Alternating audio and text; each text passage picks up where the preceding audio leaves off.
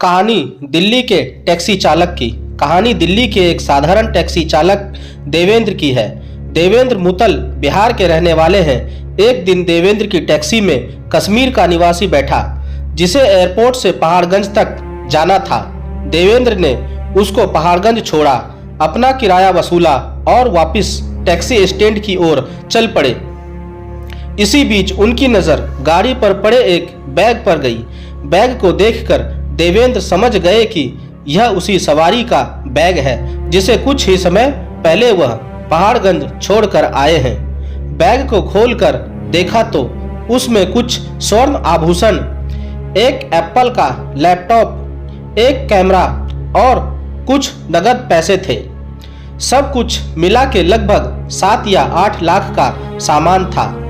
एकदम देवेंद्र की आंखों के सामने अपनी टैक्सी के फाइनेंसर की तस्वीर आ गई। इतने आभूषण बेचकर तो उनकी टैक्सी का कर्ज आसानी से उतर सकता था। एकदम से प्रसन्न हो उठे। उनके मन में बैठा रावण जाग उठा।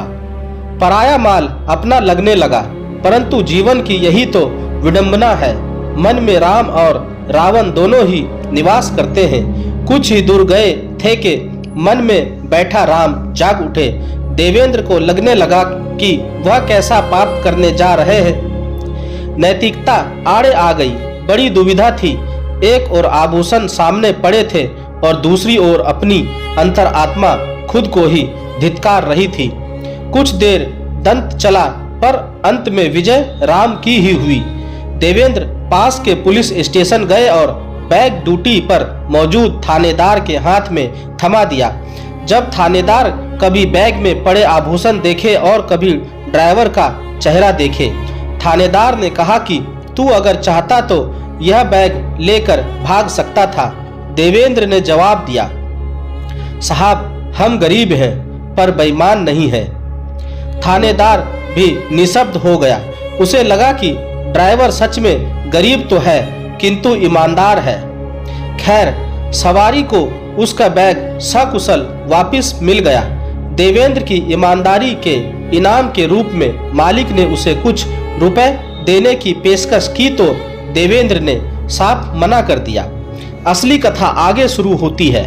थानेदार ने देवेंद्र की ईमानदारी की गाथा एक मीडियाकर्मी के आगे सुना दी। मीडियाकर्मी भी थानेदार की तरह प्रभावित हो गया।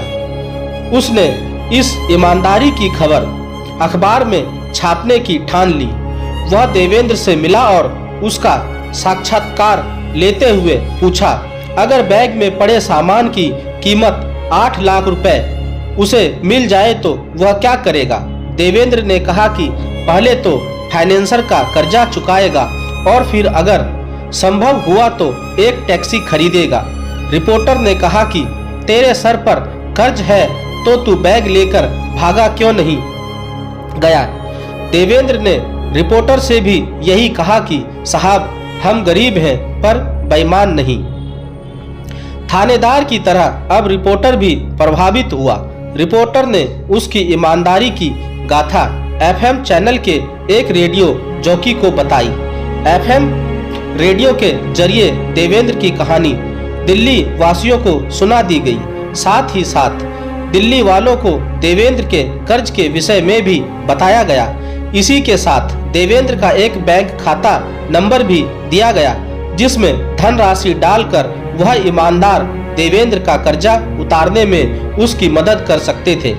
केवल 2 घंटे बाद ही मात्र 120 मिनट में दिल्ली ने देवेंद्र के खाते में 91,751 रुपए डलवा दिए और 8 लाख रुपए मिल गए मात्र 2 दिन में। सब ने अपनी हैसियत के हिसाब से पैसा दिया। दिलवालों की दिल्ली ने देवेंद्र की ईमानदारी के उपहार में उसे शरण मुक्त कर दिया। लाखों लोगों ने उसकी ईमानदारी को सराहा। देवेंद्र आज भी कहते हैं कि मन के रावण को राम पर हावी ना होने देना उनके जीवन की सबसे बड़ी जीत थी। अगर वह बैग लेकर भाग जाते तो कर्जा तो उतार लेते, खुद को कभी माफ नहीं कर पाते।